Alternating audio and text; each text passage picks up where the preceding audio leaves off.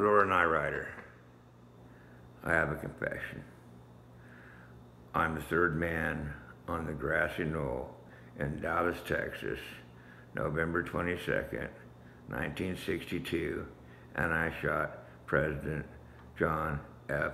Kennedy. Now, my confession is voluntary, but I was 2 years and 19 days old. Do you see a problem with that confession? Now, I go to the Supreme Court and I argue that my confession is involuntary. No, it's not. Boom. Denied. Simple as that. Simple. You don't go with the involuntary confession bullshit. You go with the false confession. That's what you go with. Brendan Dassey's confession is blatantly and factually false. But you go in with involuntary. That means it could be true, it could not be true. We haven't done that issue yet, and you're trying to get him off on involuntary, and it's bullshit. You're playing legal beagle bullshit.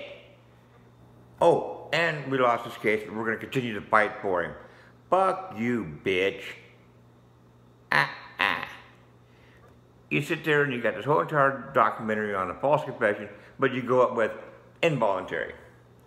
If you want to lose, guaranteed to lose the Supreme Court's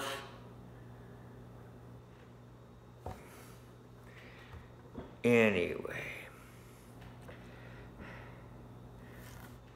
Night Rider, you have Pago and Baldwin's aerial flight taking pictures of Teresa Halbach's vehicle not there. You have Lieutenant Sipple from Calumet County detail going into each and every building, garage where you can hide a RAV4, and they don't find it. Stephen left that morning. He left it as is. He was gone, okay? He's 96 miles north. And he left his truck there. He left his vehicles to Subaru, not Suzuki, Subaru and Skidoo in his garage. And Teresa Halbach's vehicle is not there. The place has been scoured. The place has been searched. Stephen didn't have an opportunity to move anything, and the RAV4 is just not on the property. Now, if you gone to the Supreme Court with a factual fucking innocence and brought upon the fucking court, then you would have had your ass up there and the Supreme Court would have ruled. But no, you've got to go with involuntary statements. Stupid bitch. What the fuck? Anyway, point of the matter is you lost. And Brendan's still in frickin' prison. Hey, Night Rider, you want to get Brendan out, you want to fight for him, then actually get down and fucking fight. Which is slap down the aerial photographs, slap down Lieutenant Sipple's report. Stephen Avery left the property. That property was cinched down when that photograph was taken. When that photograph was taken. 15 hours later, Strum finds it. Okay, outside. Now, Night Rider, let me ask you a question. Who in their right fucking mind is going to have the RAV4 locked in his garage so that it won't be found, and never, ever will law enforcement have probable cause to come search that garage. They cannot get a warrant for it. They can't get a warrant for it. If you Teresa Halbach, Stephen Avery's garage, lock the door, that's it. But no, Stephen has got to what? Take it out of his garage and go stick it over there for Pam Strom to find 15, 19 hours later? That doesn't, no. It wasn't on the property. It wasn't on the property. Now, that goes for Stephen. That also goes for Brendan, too.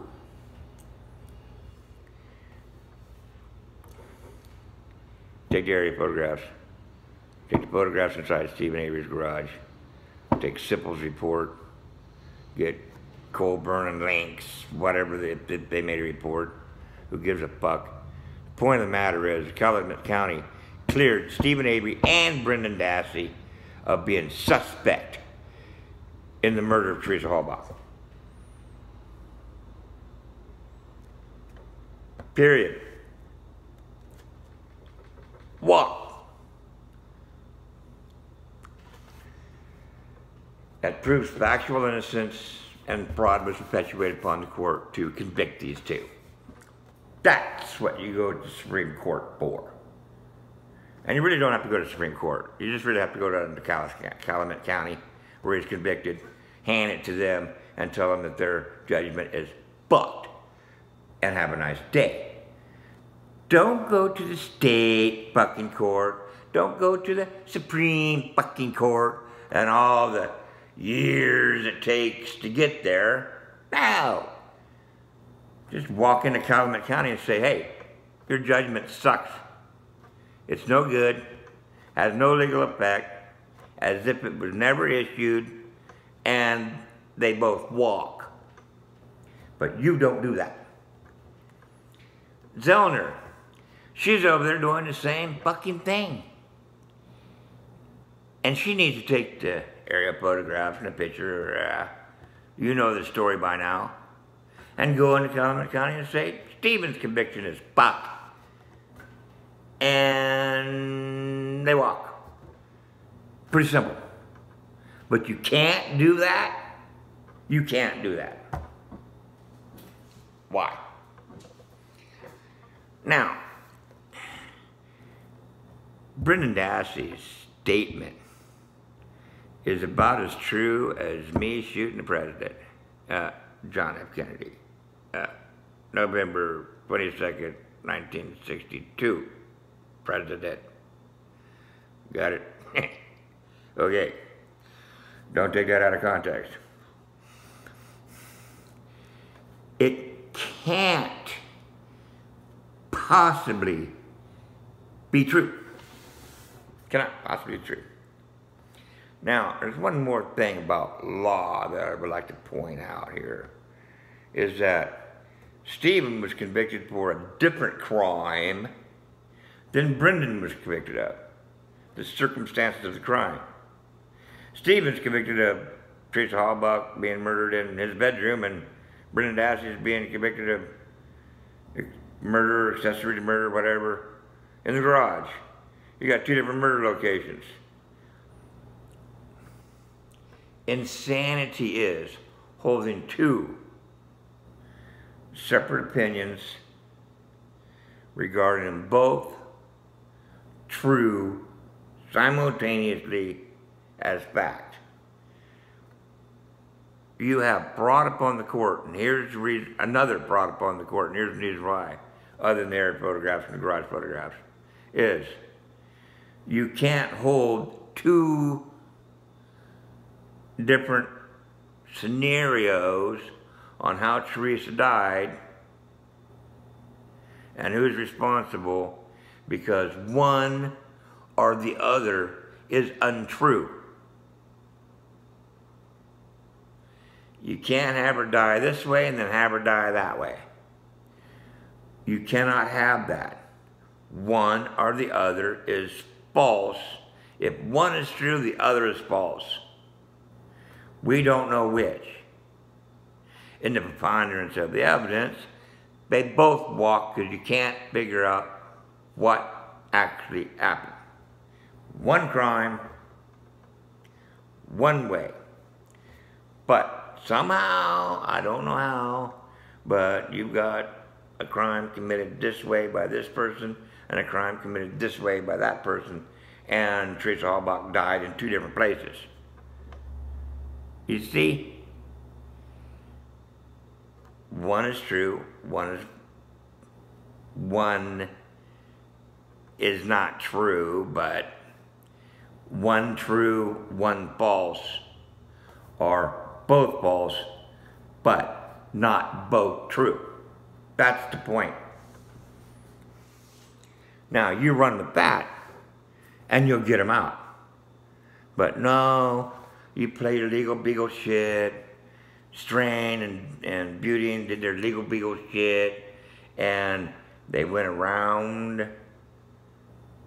the area photographs and the garage photographs.